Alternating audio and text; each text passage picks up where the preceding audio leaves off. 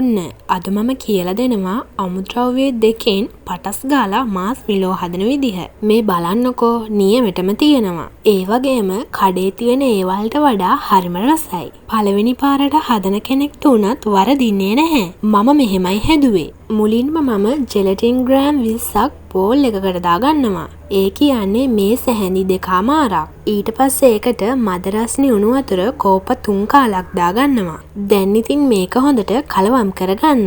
Gelatine වල කැට නැති වෙනකම්. ඊට පස්සේ මේක මෙහෙමම පැත්තකින් තියාගන්න.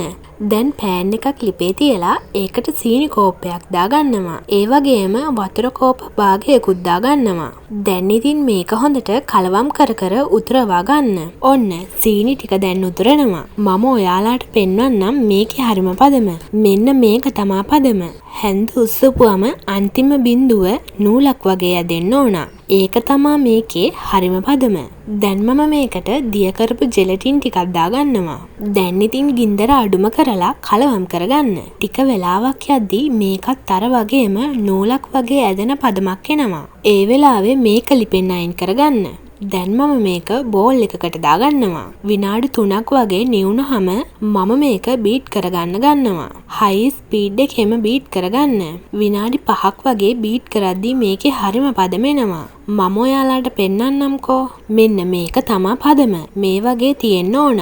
දැන් මම මේකෙන් කොටසක් ඔයිල් පේපර් දාපු තැටියට දාගන්නවා. පාට දෙකකට හදන්නේ නැත්තම් ඔක්කොම දාගන්න. ඊට පස්සේ ඉතුරුණු බාගෙට මම කරලින් බිඳුවක් එකතු කරගන්නවා. පාට මිශ්‍ර වෙනකම් ආයෙත් තප්පර 30ක් වගේ බීට් කරගන්න. දැන් මේකත් මම අරක උඩින්ම වක් කරගන්නවා. මම මේකට ඔයිල් පේපර් එකක් දැම්මේ ගලවලා ගන්න ලේසි වෙන්න. ඔන්න මේ තියෙන්නේ අපි හදපු මාස් මිලෝ මිශ්‍රණය. දැන් මේක පැය 2ක් වගේ සෙට් වෙන්න තියාගන්න. ඔන්න මේ තියෙන්නේ පැය 2කට පස්සේ. මම මේක තැටියෙන් මේ වගේ ලේසියෙන්ම අයින් කරගන්නවා. ඊට පස්සේ මේක උඩට කෝන් පිටි හොඳට යහගන්නවා. කෝන් පිටි නැත්තම් අයිසින් සීනි හරි සීනි ටිකක් හරි කුඩු කරලා ගන්න.